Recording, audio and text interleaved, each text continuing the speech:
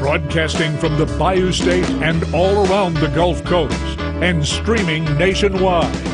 This is the C.L. Bryant Show. Well, hello, everybody in the Arklatex area and throughout the fruited plains of the greatest nation on the face of the earth. That would be America. I want to welcome all of you to the C.L. Bryant Show, especially you who are driving out there in the rain in North Louisiana now. And we're going to check up on our neighbors to the south of us in the Baton Rouge area. On with me a little bit later on in the show will be State Senator Sharon Broome, as well as Red Cross Representative Michelle Davidson. First, though, a little lighter note than the flood and those who have been victims of that in South Louisiana. If you've been watching the Olympics at all, there's an incredible bright spot, an incredible story in the Olympic story, and her name is Simone Biles. She is absolutely a phenom, and if you haven't been keeping up with it, she is definitely that, and I certainly hope that you tune in and see the rest of the story with her, I think a little bit later on this evening. America has been doing incredibly well, and the rest of the world, of course, they hate us for it. And now looking in on Baton Rouge, my son has also been a victim of the flooding there, and LC, he had about 2-3 feet of water in his home, and what do you do with that? I mean, there's nothing you can do about it. There's no way you can prepare for it. It just happens. And 6, I understand, are dead down there in the Baton Rouge area as victims of the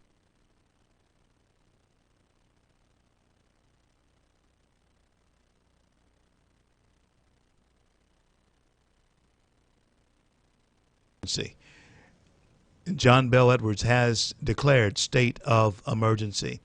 I know that I think it's 12, no, maybe 10 between Baton Rouge and New Orleans is flooded.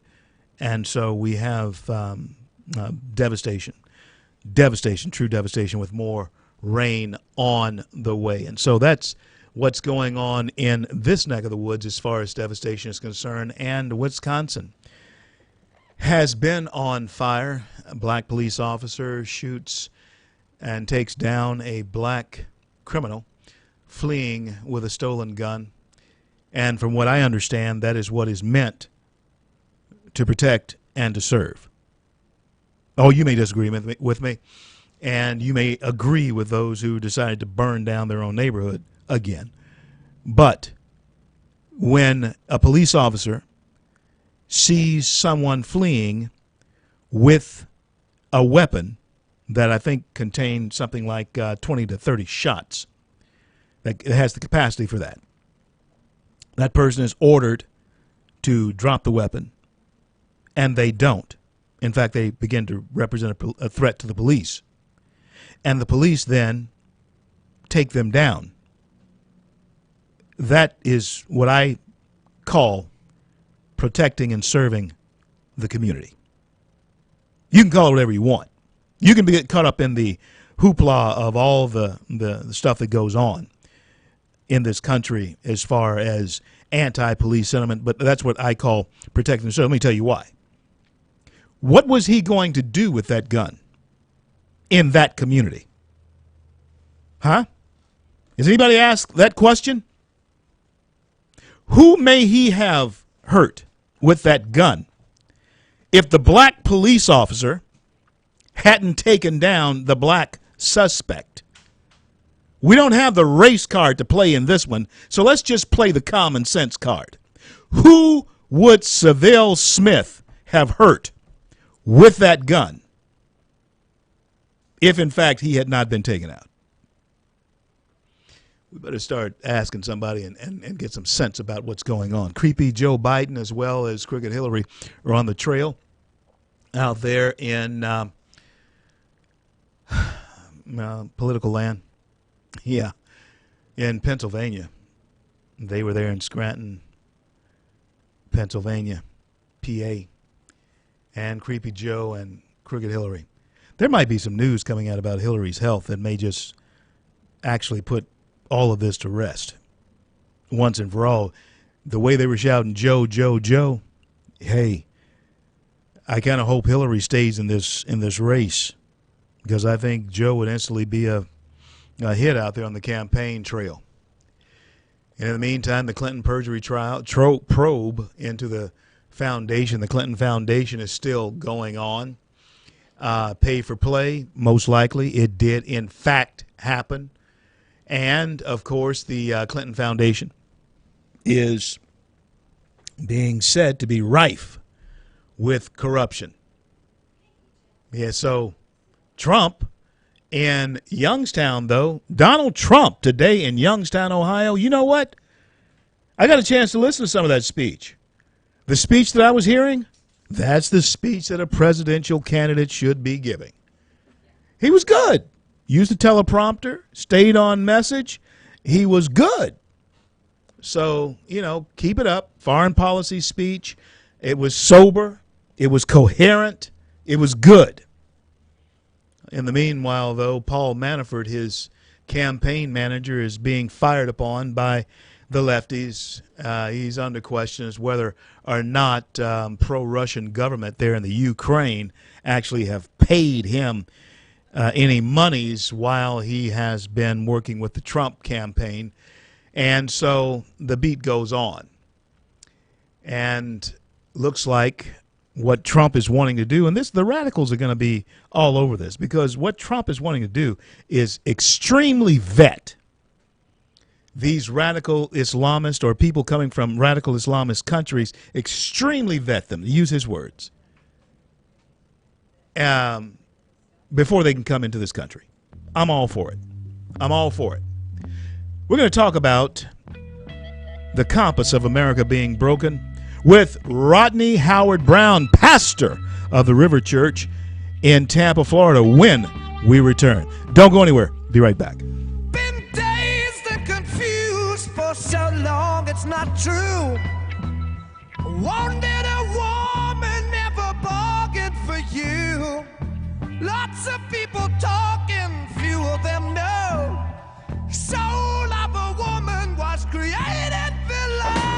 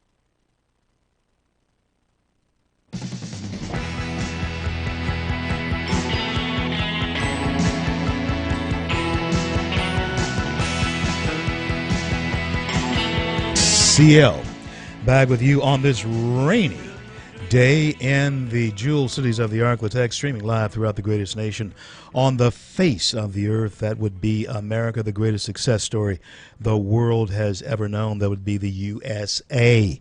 And I want to thank all of you for making us the most listened to talk in the Arklatex area here today. And one of the reasons is the type of guests that we bring on, and one of them is this guest that we have on right now, one that always receives favorable response every time we have him on. He is my good friend, a man I truly love and respect.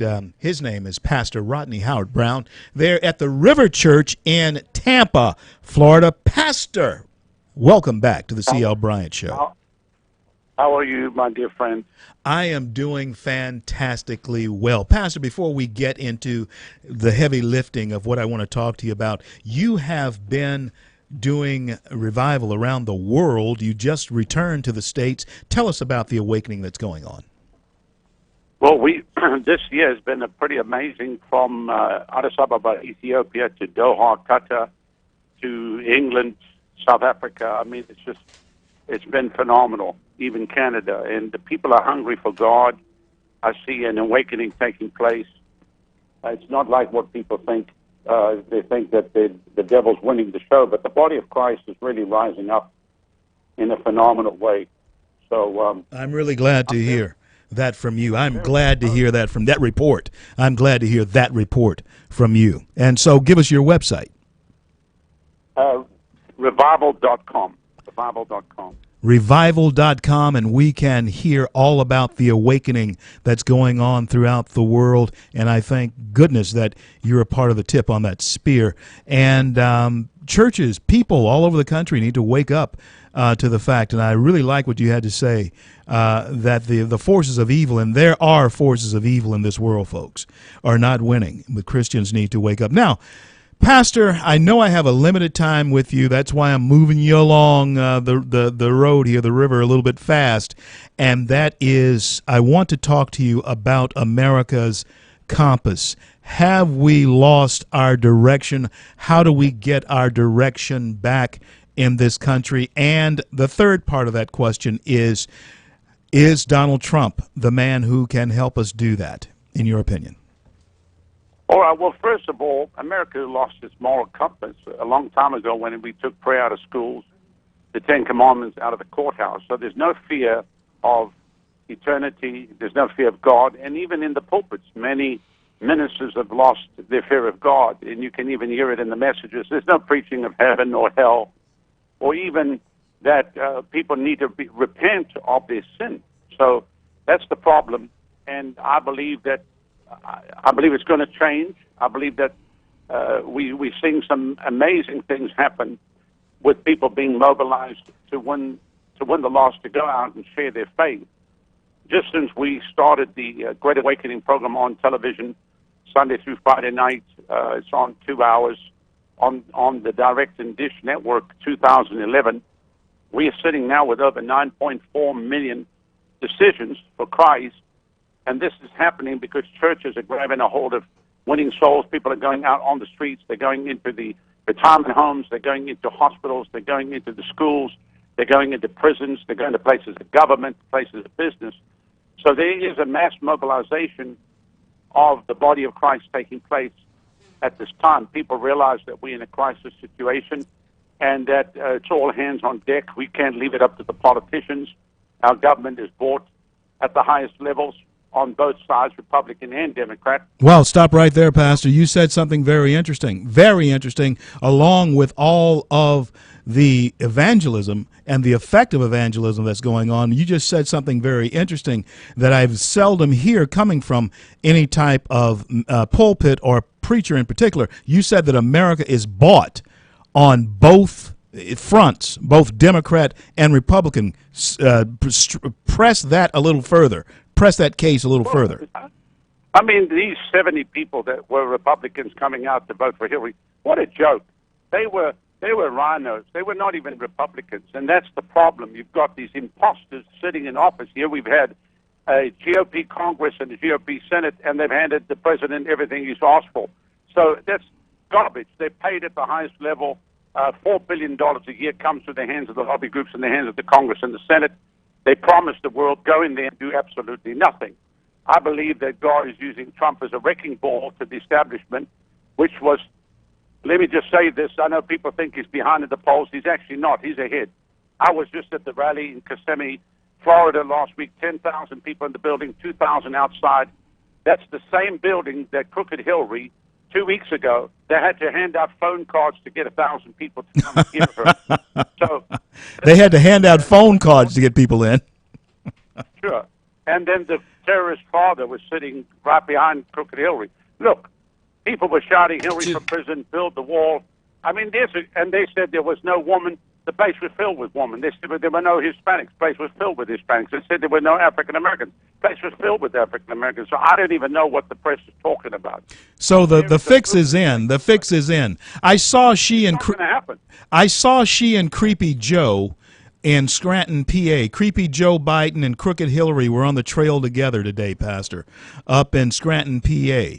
And give us, I want your take when we return from the break. I want your take on that Clinton Foundation and how it has been an instrument of corruption, that whole Clinton thing. I want your take on it when we come back, and I want your take on why America is so obsessed now, Pastor, with the disorder that's going on in the street when it comes to attacking our men and women in uniform. We're on with Pastor Rodney Howard Brown, who is the pastor of the River Church there in Tampa, Florida.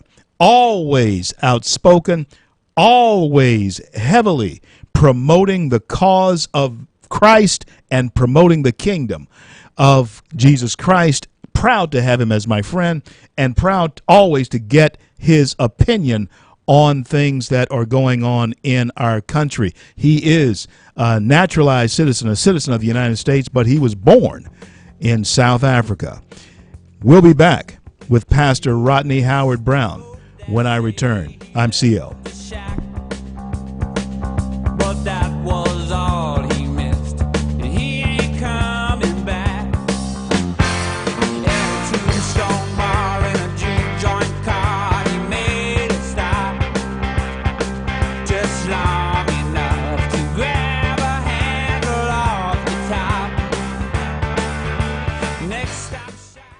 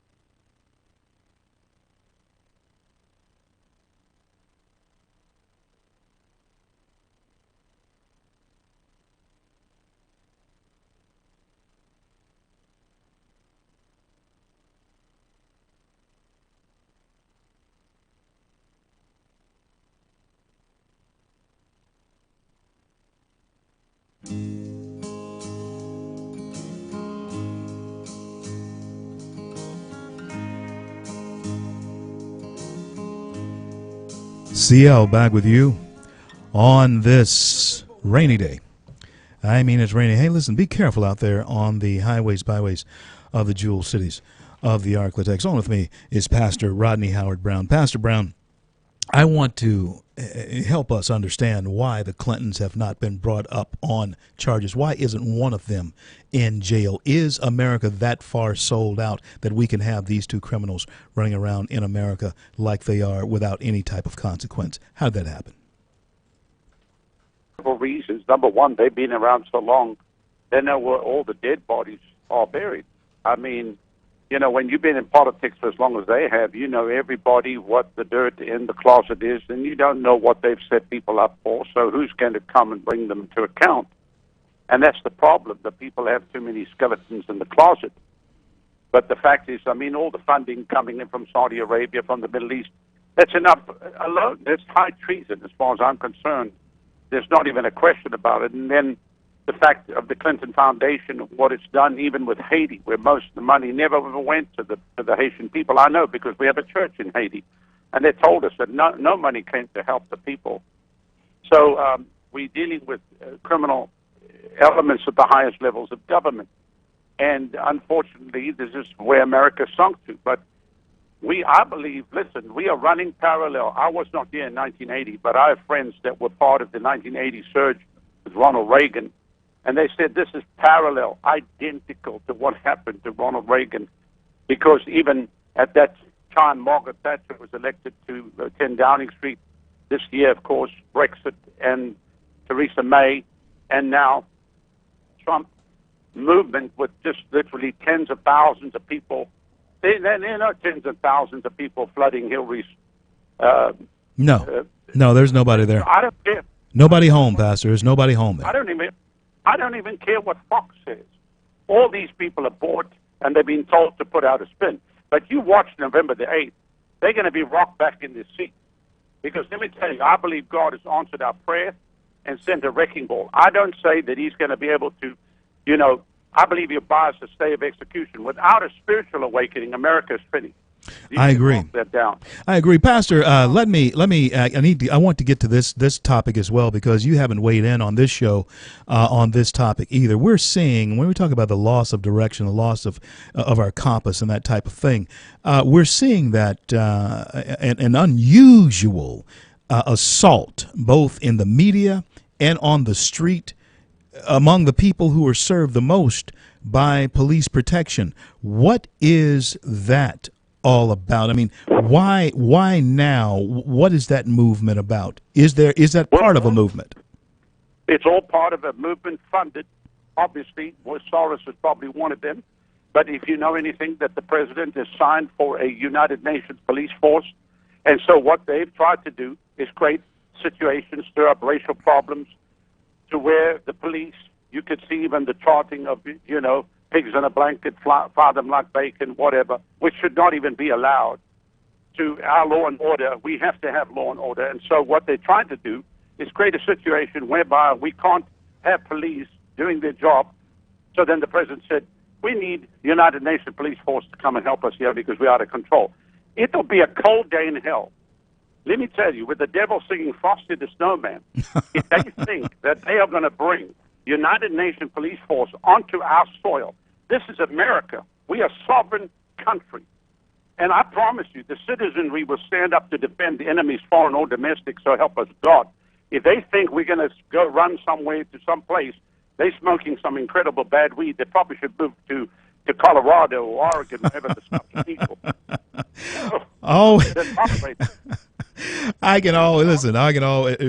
Rodney, Pastor Brown, Howard Brown, I can always depend on you for a sound bite that I'm going to replay over and over again. But it's the truth. Oh, absolutely it is. They're trying to undermine our police.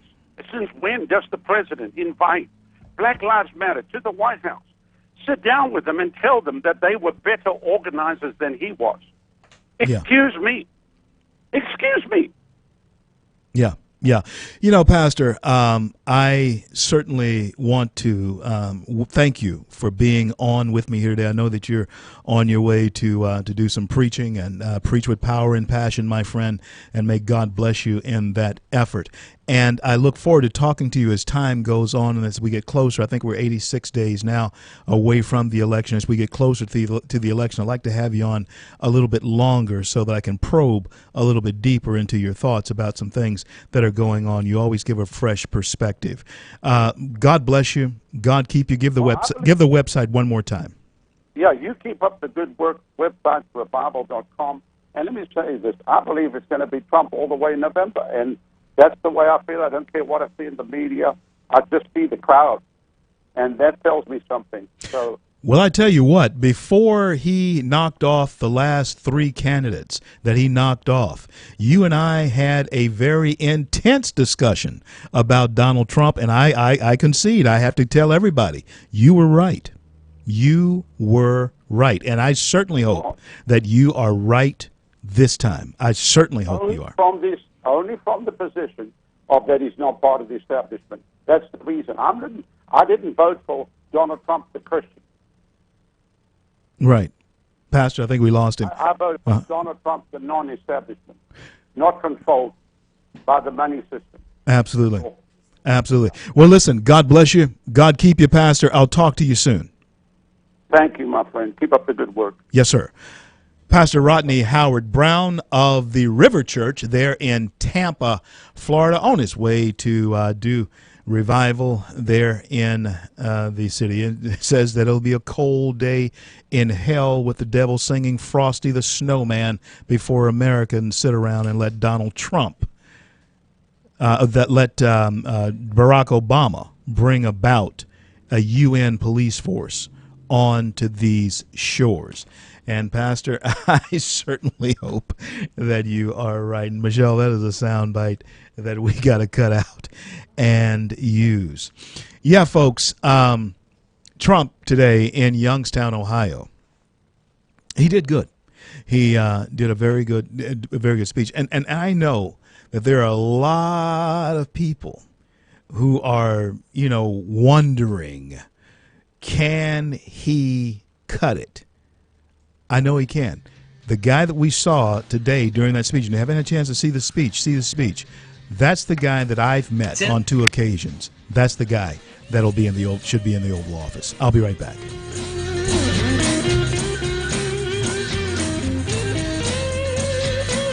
There must be some kind of way out of here. Said a joker to the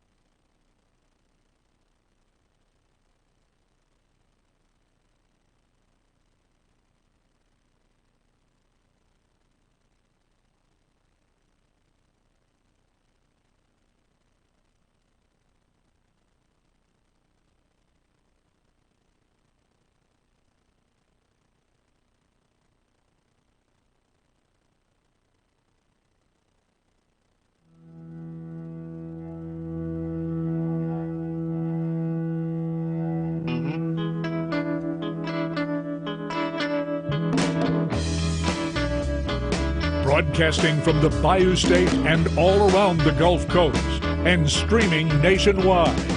This is the C.L. Bryant Show.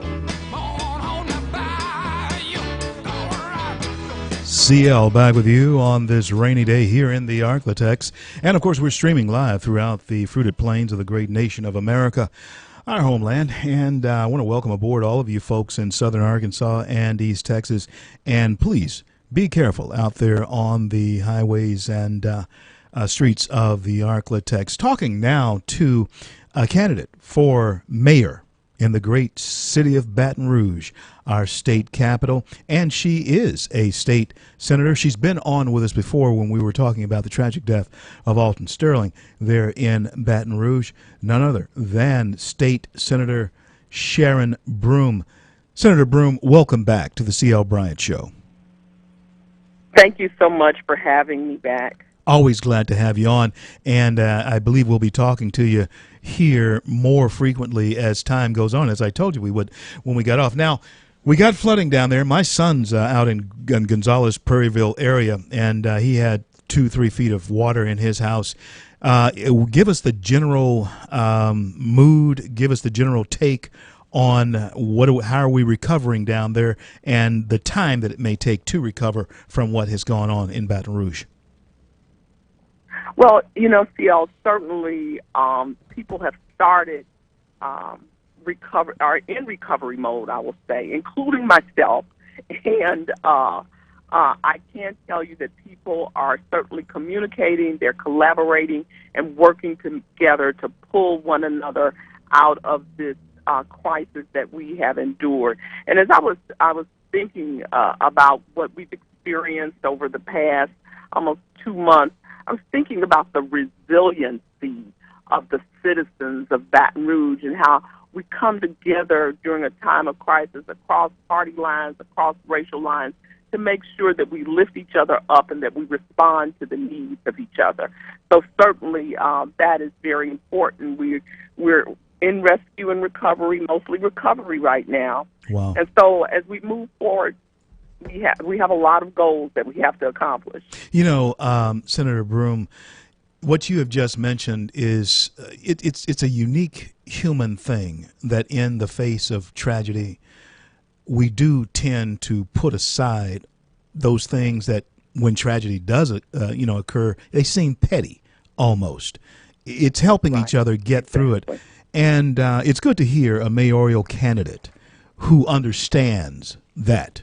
Who understands that at the end of the day, we all are human beings who really just want to go home and have a home, at the end of the day. That's an amazing thing about us, isn't it? It certainly is. And, as I have traveled across this parish, I have found that there are so many commonalities among us, as you just pointed out, in terms of everybody wants to have a quality of life, enjoy a good quality of life, enjoy their families, enjoy their homes, pay their bills, and maintain their dignity. And so that is a common denominator that I've found as I've talked to people all around. And so as we move forward, we have to make sure that we do our best to make families whole, whether, they are insured or not insured. And we've got to get families to a place where they are now or even in a better condition.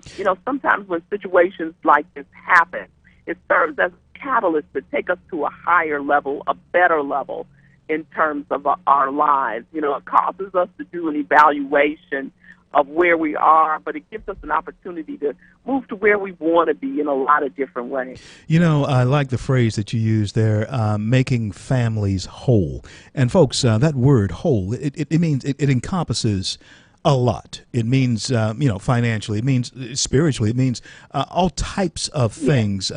And when we have a mayoral candidate saying that type of things, it gives you insight into the character of that candidate. Mayor, well, maybe it's Freudian. Okay. State Senator Broome, how is the race going? How's the race going for you? It's going well. I will tell you this. We have had to put campaigning on pause a lot because during the tragic times of the killing of Alton Sterling and the killing of the police officers, that was just not a time for, high-strung politics or campaigning. So I put my campaign on pause and wanted to be there to respond to the needs of our community as we all were grieving through what took place. And so actually we just kind of reignited things in the past 2 weeks, and now we've encountered another calamity. But I'm still very encouraged, feel very good about leading this city in the future and being a public servant to all of the citizens of our community, and making sure that we move forward as a strong Baton Rouge.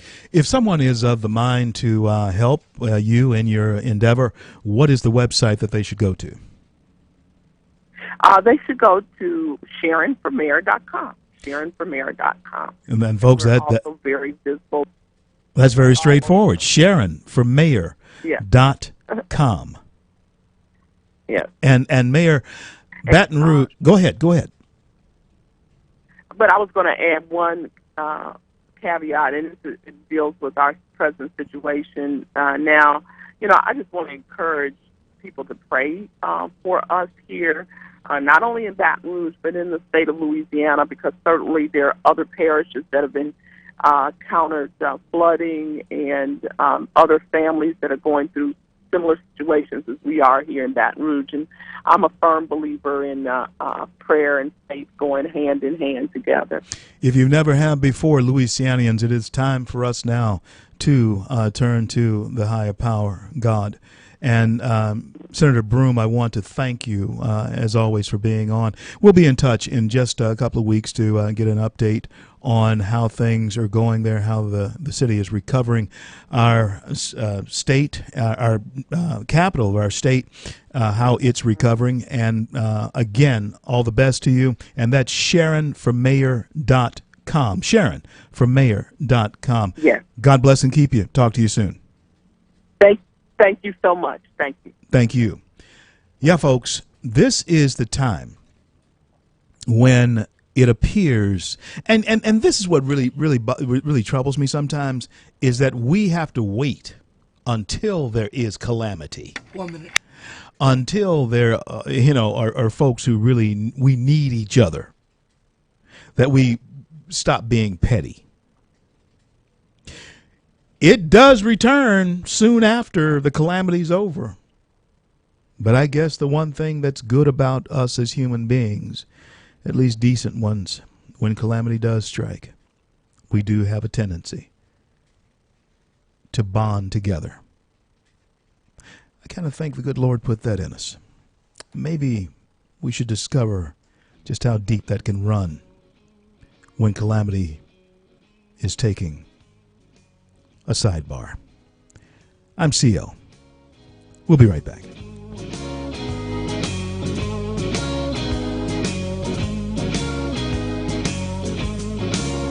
Once was a sweet thing, baby. We held out a loving hand. Now I reach to kiss your lips. My touch don't mean a thing, and that's a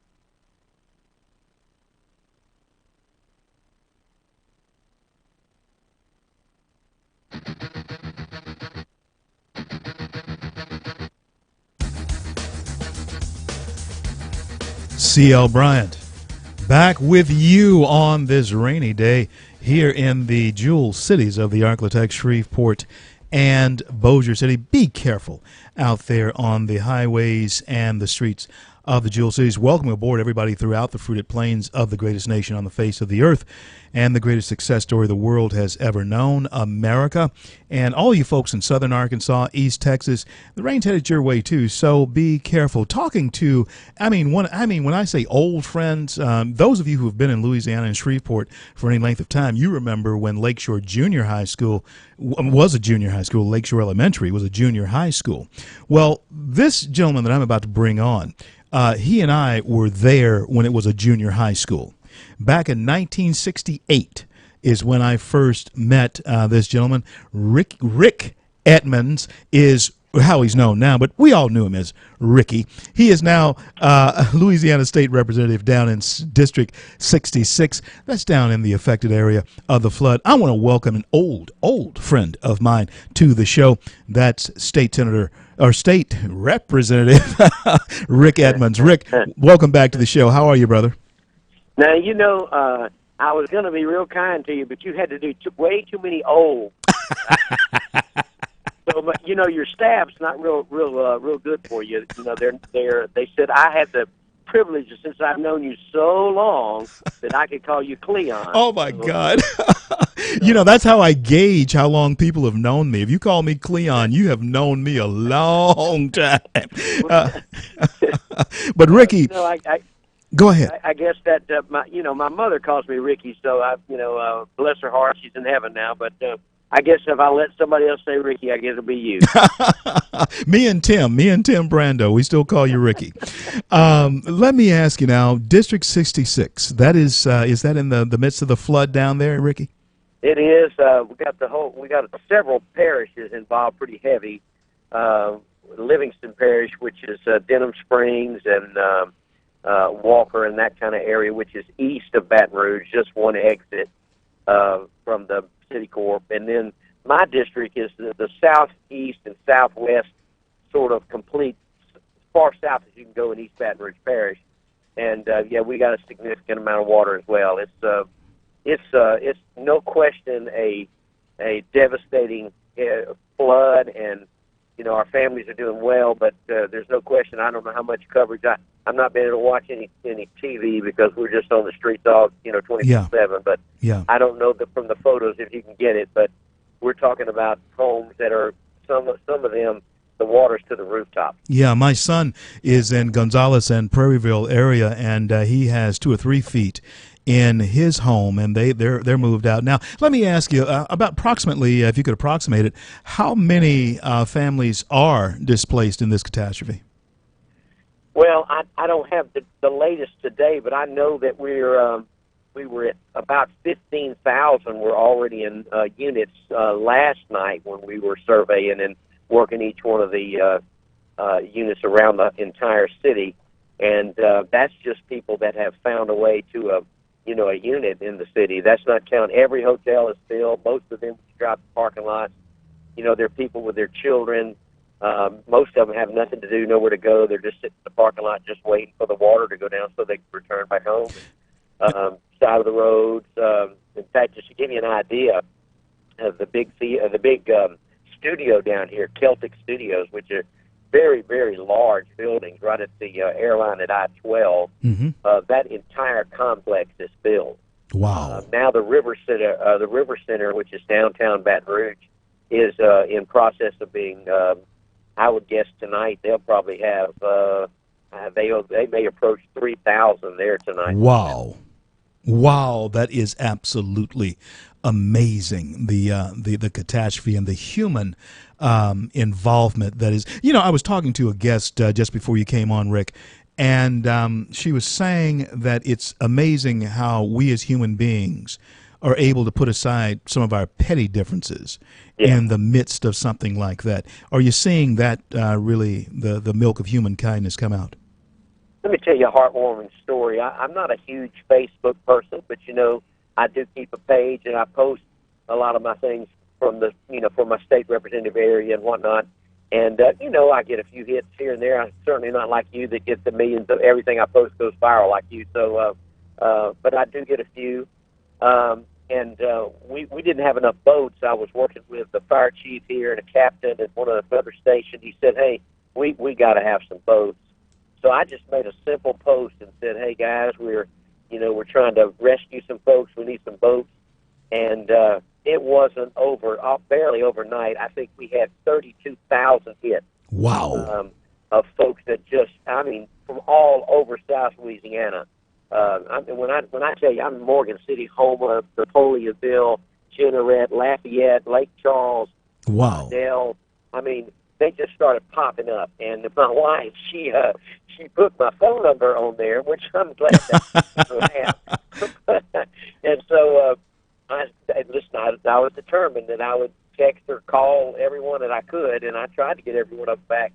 And let me just say, here's the part of the heartwarming story. I was able to lead, several hundred of these boats to get to some of the areas, and they came back by and found me and thanked me for posting my Facebook post so that they could go rescue somebody. Amazing.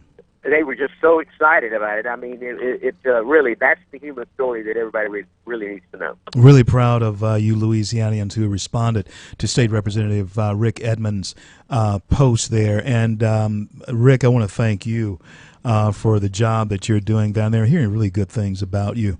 And, all of us that grew up with you and know you would not ever doubt the fact that you would do well. And man, I tell you what, if you ever run for governor, we'll be looking at you. Well, you are a good friend, and listen, if nothing else, I appreciate the encouragement, and hats off to all of the folks in Louisiana.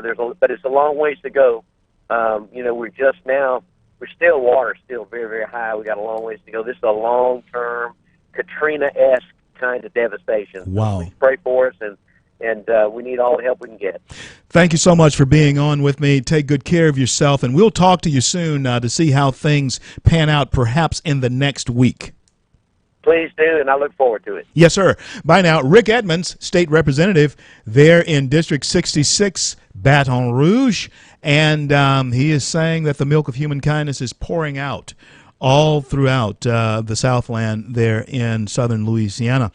And hopefully we can get along up here real well with the 2 or 3 inches that we are going to experience here within the next 24, 48 hours, from what I understand. Just be safe out there on the roads. Want to thank Holmes Honda, European, Bailey's Fine Jewelers, Milam Cars, DavTac, Custom Arms and Ammo, along with Signature Cleaning for sponsoring this segment of the C.L. Bryant Show. We're going to be back in just a few minutes. And don't forget my good friend at Chevyland, Bubba Winningham.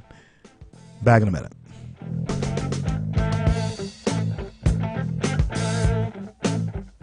Have mercy. Been waiting for so late. Have mercy. Been waiting for the best so late. I got my brown paper bag and my take-home pay.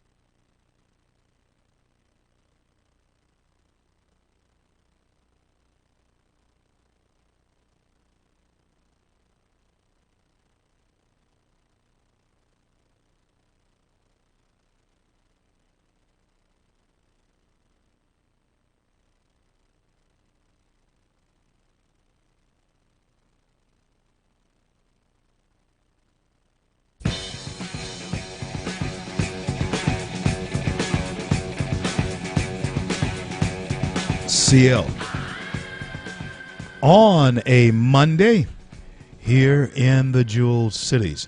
You know, folks, pettiness always bothers me. And it's okay for someone to be ignorant of something, but to be defiantly ignorant is something else. Pardon me. When we talk about defiant ignorance, we're talking about actually wanting to remain that way. Let me tell you what's got me kind of in a huff right now. I saw this story and I checked this out myself. Suddenly, an 80-year-old portrait painting of white settlers and Native Americans that has been hanging in one of the halls at the University of Wisconsin. 80 years, in fact. It's been there for 80 years. Suddenly, it is offensive. And it has to be moved to a private place where it can only be viewed if, in fact, you make an appointment. Now, this, to me, is absolutely insane. I mean, it's been there for 80 years. Suddenly, through the 40s, it was there. Through the 20s, it was there. You know, it was there through the 60s. It was there through the 70s, 80s, 90s. It was there. The turn of the century, it was there. Now, 16 years into the turn of the century, suddenly, this portrait of white settlers and Native Americans interacting is somehow offensive. It somehow is intolerable for that portrait to any longer have a visible spot on the college campus. Now, my question is then, what's next? Do we close the Holocaust Museum?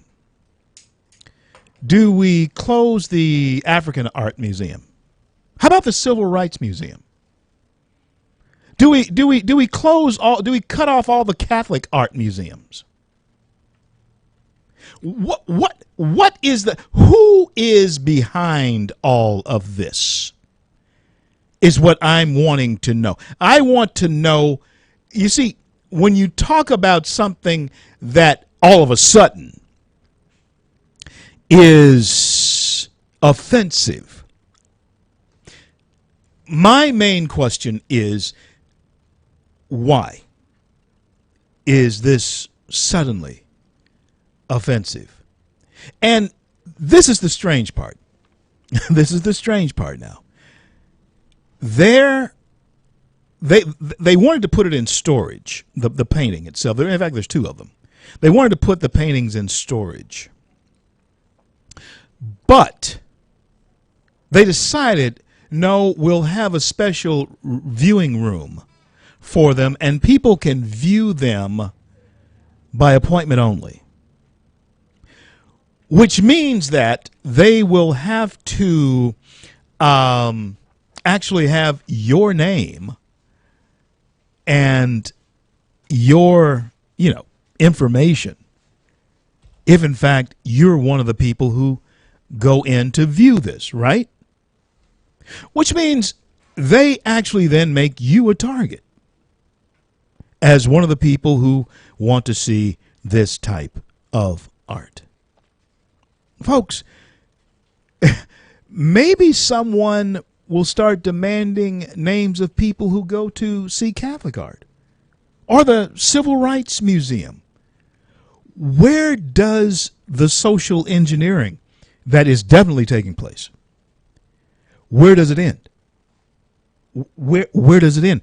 And how did we get to a point now where it is so pervasive on our college campuses? Because you can believe this.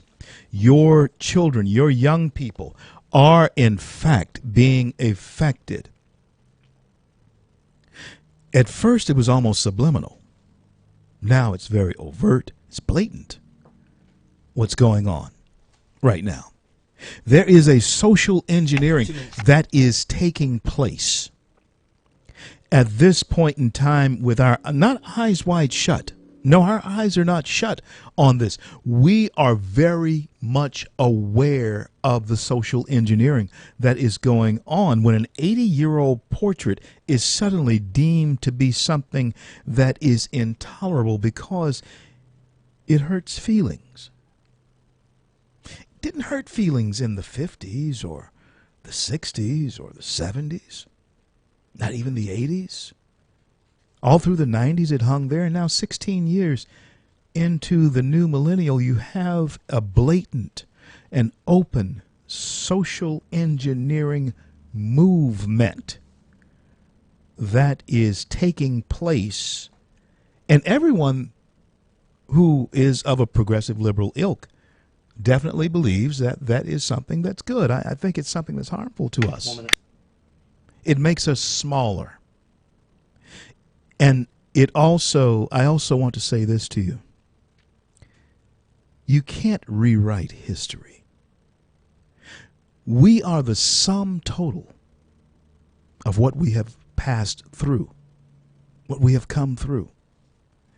And I believe that we are stronger when we actually are brave enough to face the good, the bad, and the ugly of our past.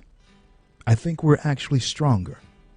But we shouldn't put it away in a closet and then brand people who actually want to investigate the history of our nation. I'm CL. I'm going to be back with Michelle Davison of Northwest Louisiana Red Cross when I return. Jump so high, and then it lightly touched down. I met him in a cell.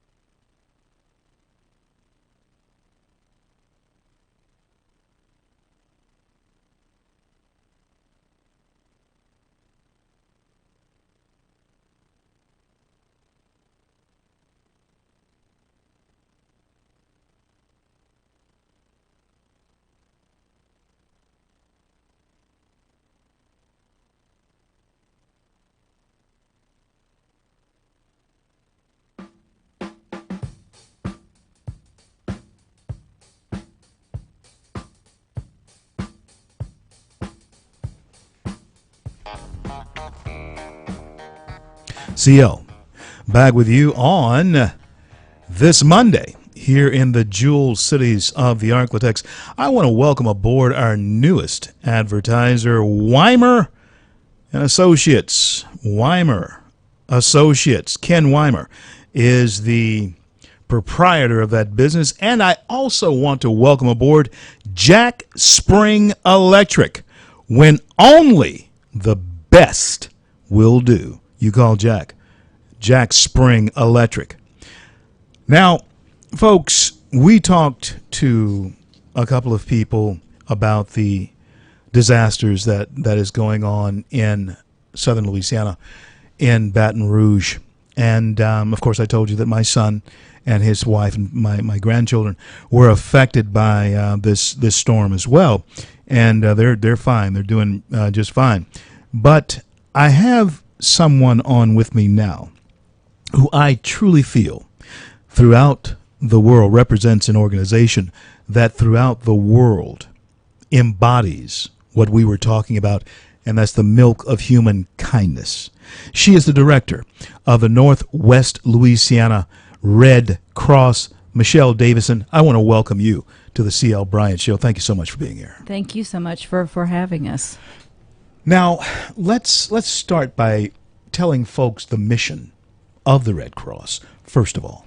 Well, our goal is to make sure that we are alleviating suffering for families that are in crisis, whether it's through disaster, a military family that is losing a loved one, or people that need to learn how to do things like CPR, first aid.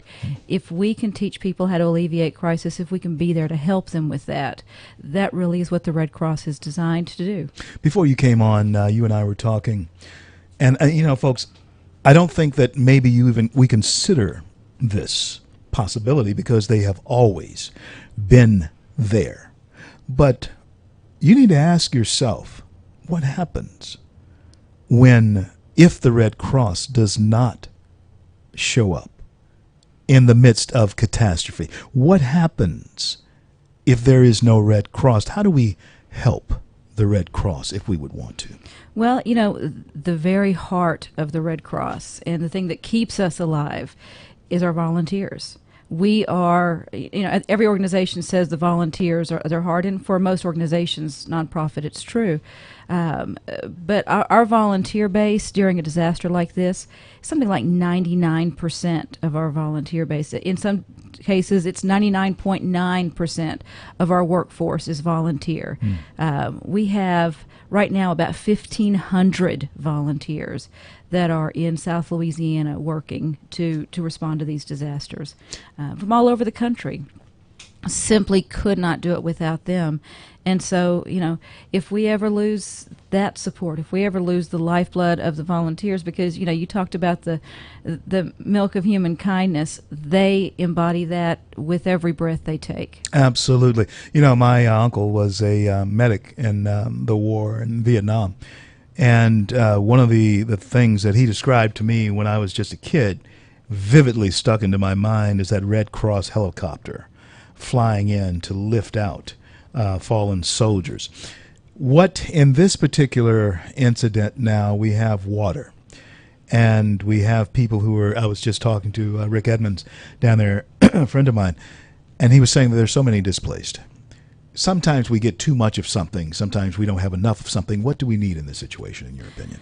Well, we have way too much water right now. Unfortunately, and fortunately, our teams have been training all year for this. We've had so many disasters and so much disaster response that Louisiana right now has some of the most experienced flood-specific volunteers in the nation. And so we have some volunteers down there that are doing some amazing things. One of the volunteers we sent today, actually, just came aboard with us during the March floods. And so he's intimately aware of exactly what can happen with this. And so volunteers are probably one of our greatest needs. Michelle, let me ask you, where does the food come from? Where do the provisions come from people? I think we're looking at close to 15,000 or maybe more people who are displaced. How do we feed those people? Well, it's a combination of working with a lot of different organizations and businesses. Red Cross will hire caterers that can produce a lot of food in a bulk situation very, very quickly. We have caterers here that can whip out 30,000 meals a day. Now, you're talking That's right impressive. now. Yeah, it really is. You and don't think about, especially- folks, think about that. 30,000 meals a day. And hey, listen, if we get any more water down there, it very well could come to that. And then you never know what may happen. Well, and actually 30,000 meals a day is what we're doing right now because we have more than 10,000 people in our shelters. Yeah, three squares. Yeah. So it's and that's, we have one caterer that can do that. So, you multiply by all of the caterers, the organizations like the Southern Baptists that we're able Yeah. to use, who have their wonderful mobile feeding trailers that come in. We've got a lot of fantastic partners that we can mobilize and we can work with during these disasters that do a great job supplementing areas that we need assistance in and they specialize in. And so I think that's one of the real strengths for Red Cross is that we're able to partner with some of these fantastic organizations that do what they do so brilliantly. Let me ask you this, because many times we don't think about when and how soon, how ready. We have a ready military. We're ready to go any place in the world at any point in time. How does that work with the Red Cross? I mean, how do you know when you're about to be mobilized? Well, we train year-round. We try to keep our volunteers ready to respond. We try to keep our shelter sites updated and know that we can open them at a moment's notice. We keep our supplies handy. But you don't often. Right now we're in the middle of hurricane season, so this is probably one of the times when we are the most prepared just because we're already geared up for an active hurricane season, and we are usually the last 2 weeks of August to the first 2 weeks of October is our prime season. So this is a time of unique readiness for us. However, given the number of disasters we've had over the last year, 18 months, it really has improved our volunteers' capabilities to respond. What it hasn't proved necessarily is the supplies that we have at hand, and so we have to try to make sure we replenish those as quickly as possible. I'm CL. I'm on with Michelle Davidson, who is the Northwest Louisiana Director of the Red Cross. Michelle Davidson will be back with me when I return. Don't go anywhere.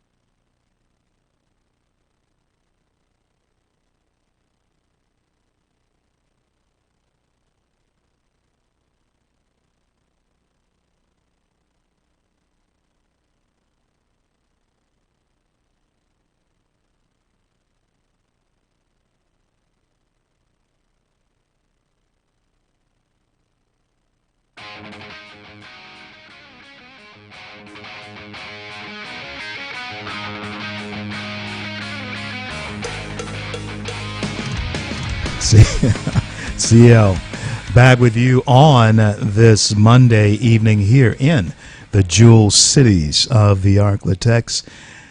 I was sitting here talking to Michelle Davison of the Red Cross. She is the Northwest Louisiana Director of the Red Cross, and lost track of time there, folks. But it was so engaging to think of the job that is necessary to be done. And the sad part many times is that you don't think of what can happen until it happens to you. And then really it's too late, because you're looking for someone like Michelle and her organization to come along to help you. So, Michelle, if you would, for us, give us the website and listen, shamelessly make a pitch for the Red Cross. Well, the website is www.redcross.org, and you can go to the website to donate your financial resources or to donate your time, and those are the two greatest needs that we have. You know, I talked earlier about the need for volunteers.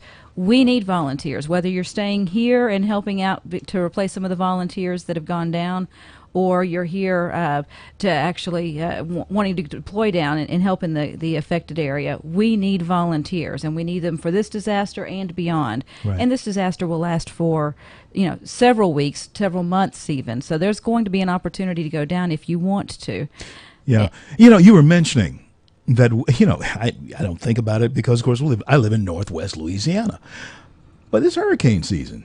It is. We're not we're in the middle of it. We are right at the edge of the peak. Usually the last 2 weeks of August start our peak. Wow. So listen, when you hit your knees tonight and thanking God for bringing us to the close of yet another day, you be sure to ask Him to be merciful as far as any type of storms that come at us out of the Gulf now, because that would certainly tax us all. But we do have the Red Cross that's here. What is the website? It is redcross.org. And one of the other things that you can do, you can not only volunteer on the website, but you can absolutely make a financial donation. And, financial donations really are the best way that people can help if you can't donate your time, because that enables us to provide exactly what services are needed in the local area. We can spend the money in the local area to help prop up that economy. Right. And, there's some things that we just can't ship down there. We were talking earlier about the feeding. You can't ship that food down there. You've got to buy it for hot and fresh when it's when it's needed. And we never charge our disaster clients for the services we provide, Amazing. But they're not free. And so even if you're doing just a little $10 donation, there's a text to give where you can text 90999 to and type LA floods, and that would just do a $10 automatic donation. Or if you want to do a larger donation and go on the website or call the chapter, we can get you taken care of. But that's what's needed to be able to provide that level of support. 90999? Text LA floods to 90999. Do that, folks. Do that. And it makes perfect sense that the best way to help is to actually give the money. Because, I've seen this in times past where you just bring blanket upon blanket and they know what's necessary to buy with the money. But sometimes the blankets become a bit much. I mean, let's just be honest. And so give the money and let the organization that has been the organization in these types of disasters for ages now, the Red Cross, use that to help those who may be in need in midst of disaster. And you never know. It very well could be you. It very well could be you. I want to thank you, Michelle, for coming on with me. And I want to check in with you, say, in about a week, a little bit better, okay, and see how things have gone. And consider us at your servants, whatever is necessary for us to do, any type of announcements, anything that we can do.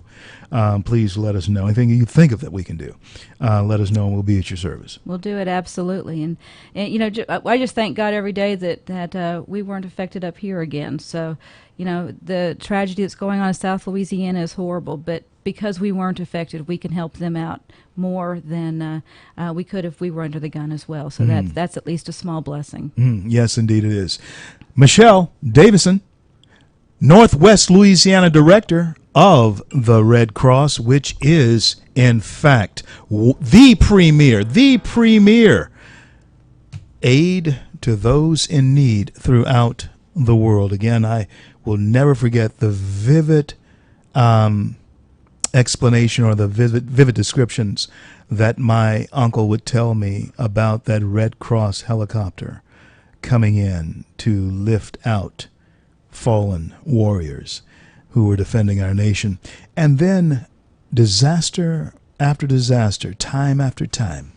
If you look back through the news clips of disasters in our nation's history, you will see that it has been them. And the question that I don't want you to remember, I don't want you to forget, I want you to remember, the question that I don't want you to forget is this one. What happens if disaster does strike and there is no Red Cross? They embody the milk of human kindness that we have been talking about so much here on this show today. I'm CL. I want to thank you for making us the most listened to talk in the Arklatex area. We're going to be back in just a little bit. Air Innovations, along with Dale's Paving, Brown Dodge down in Mendon, SS Truck, Josie Wright, Century 21 Elite. All of them, I want to thank them for sponsoring this segment of the show, along with our friends at Yoakum Toyota. Back in a minute.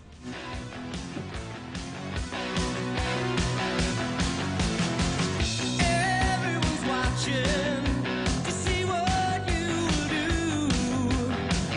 Everyone's looking at you. Oh.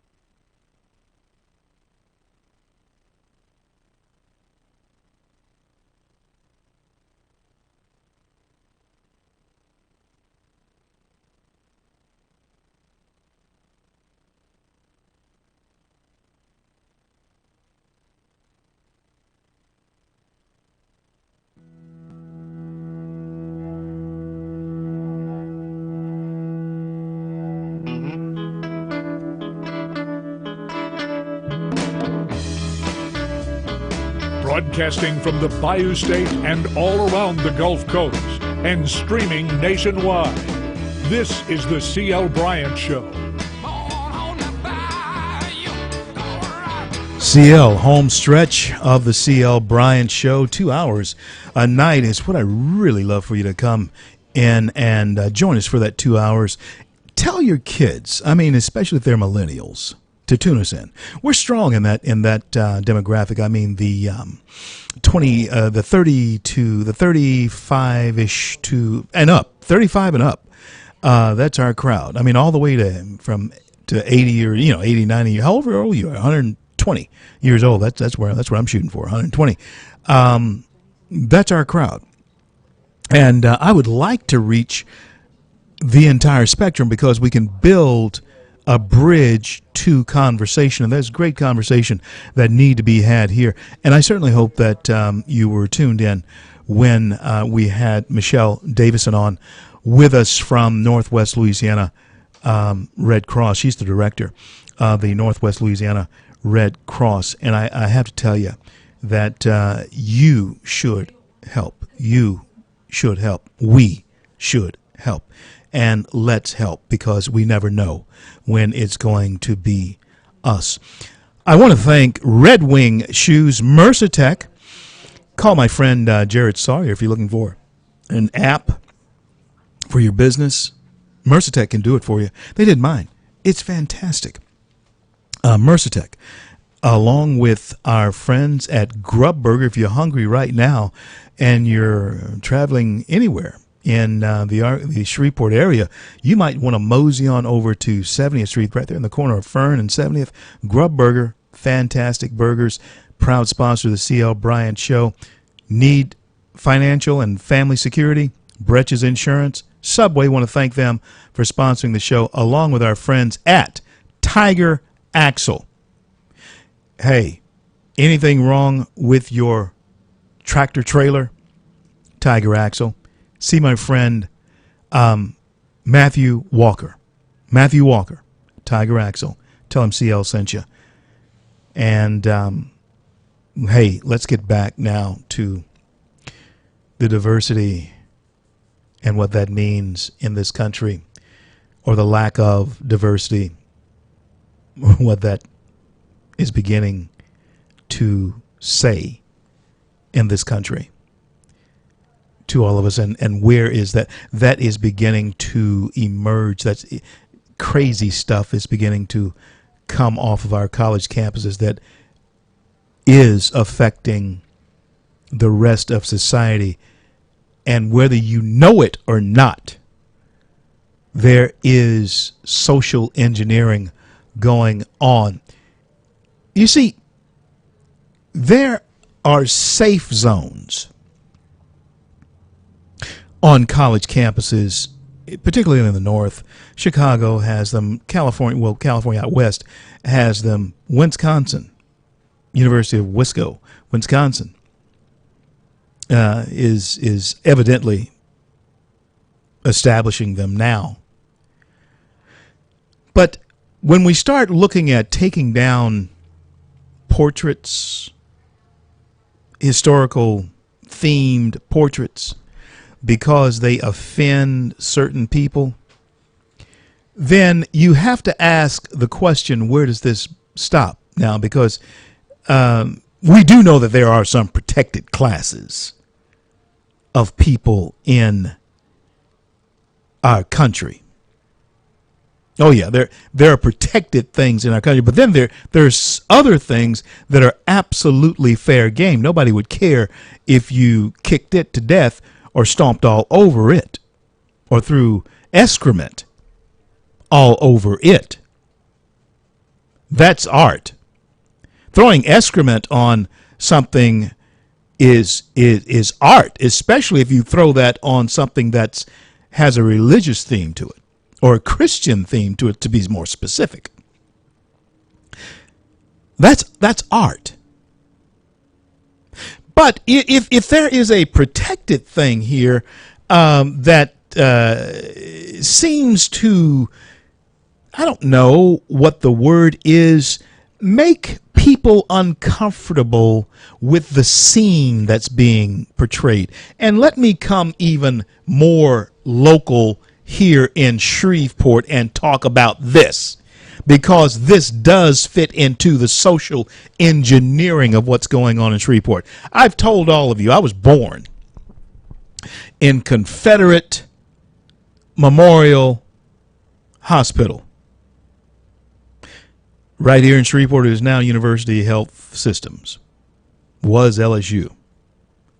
And before it was all of that, it was Confederate Memorial Hospital.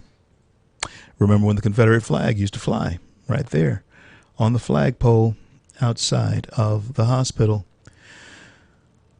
Oh, man. Got to tell you something. History cannot be ignored.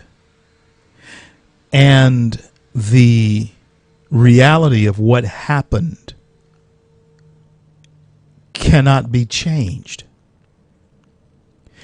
There is no way that you can reach back into the past and make it not so.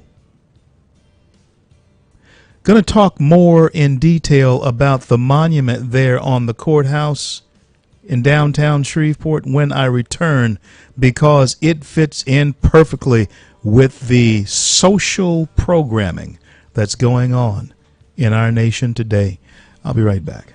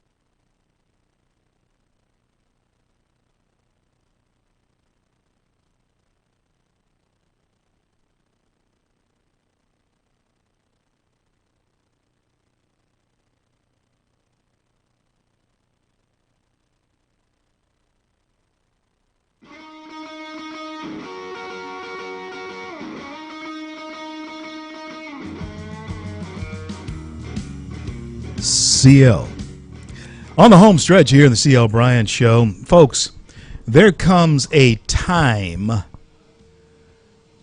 when you got to grow up. I mean, you just have to grow up. Yes, I understand what it means to shield your child from the harsh realities of life because you don't want them exposed too early to things that you can shield them from until they're ready for it. Understood. Jane and I did our children, that all four of our children, the same way. There were certain things that we shielded them from best we could until we felt that they were able to learn from it and we were able to talk to them about it in ways that they can understand. Got that. But Americans, black, white, whoever you may be, whatever stripe it is, there does come a time when you have to grow up and face your history. And you have to get to a point where you're not saying, hide me from the pain of what the history represents. That is a very immature way to live as an adult, period. And it's certainly an immature way to live as people who honestly want, at least if you're honest about wanting to solve problems, you have to look at the history of and what that represented. And you have to deal with the symbols.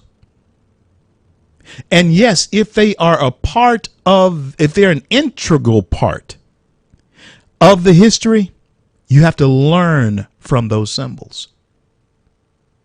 And no, we're not talking about anything as far as actually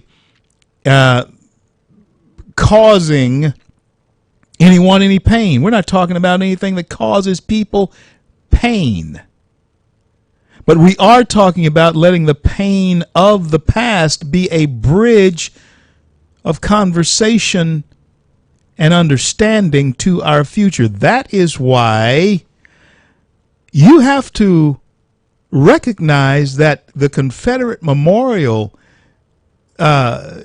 monument, the Confederate monument on the courthouse of Shreveport, Louisiana, is a historical reminder of the great success story Shreveport can represent if, in fact, you don't hide your success under some stupid idea that you can shut out the past.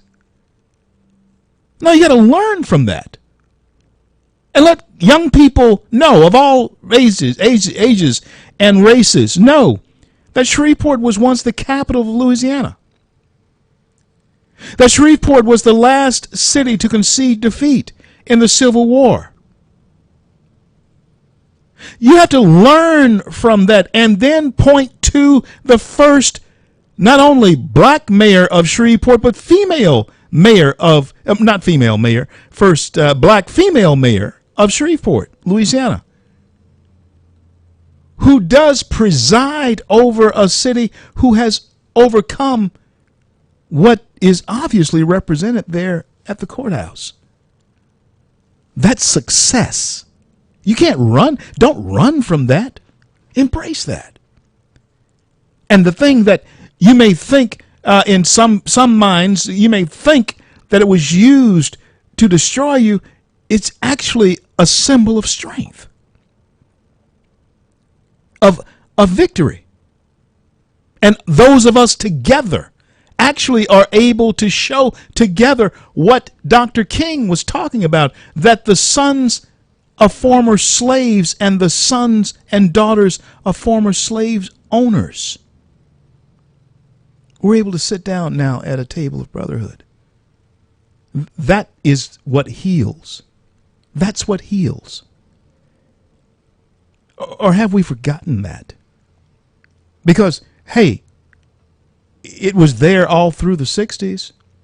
It was there all through the 30s and 40s and 50s. It's been there. It's been there forever. But you, I feel, my fellow Shreveporters, falling into the same trap that these folks on the university campus of Wisconsin are falling into with this portrait of settlers, early American settlers, and the Native Americans. That's an image we don't want to see. Why not? It's been there all this time. And actually, to tell you the truth, if you go back in history, it seems as though America was actually a better place when we were not trying to hide from our history. It seems as though America was a better people. The times may not have been better, understand me. But the people were better when we were able to be face to face with the stark reality of our American symbols, regardless of if we like them or not. They were a part of what has made us great. And I implore you not to hide from your history. I'm CL. We'll be back to close it out in just a minute.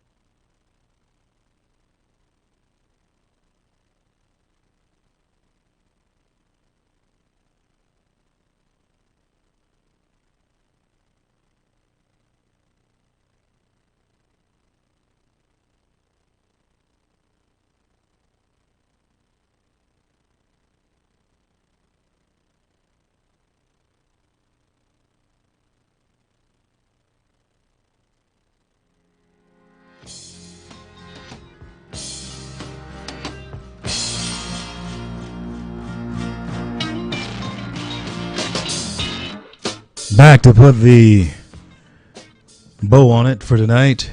And I, again, want all of you to be safe out on the highways and the streets of the Arklatex.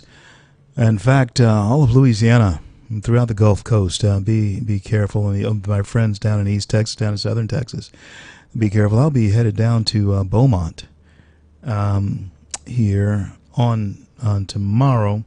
Oh, we'll be on. Oh, yeah, we'll be on talking to you. No doubt about it. But I want to thank all of you for listening. And I do want to say this finally in regard to the social engineering that is going on. Listen, folks, don't be played by the social engineer. They're playing you.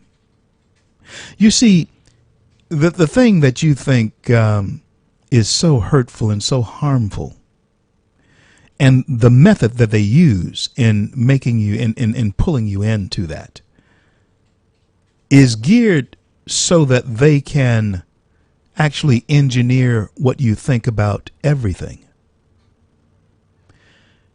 Yeah, from the Holocaust Museum to the African American Art Museum, Civil Rights Museum, and Catholic Art Museum.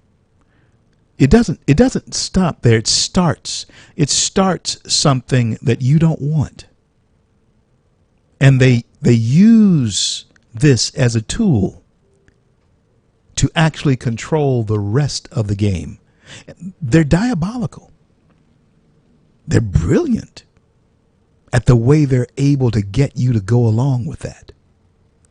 But it's a way to control your society. The reality of your society, you can deal with it. You can stand it. We're most of us, except for our children, we're big boys and big girls. And if the child gets to a point where they ask a question about something that is historically significant, you got to have it there so that they don't say they never saw that, but they do see it and they understand it. Because, folks, I don't care what you say, you cannot understand being an American unless you understand the Civil War. You cannot possibly understand. And maybe that's the whole design, is to get us not to understand just what it is we have come through, what we have overcome, and who we are as Americans. Maybe that's the whole design, is to wipe away all the images of what a great people we are. Well, I want to thank God for bringing us to the close of yet another day. And I want to thank him for our men and women in uniform around the globe who defend our right to speak our mind. And until I'm able to talk to you again, I'm CL, and may God bless and keep you all. For all you sacrificed to keep freedom alive, and to the families left behind, we'll stand by your side.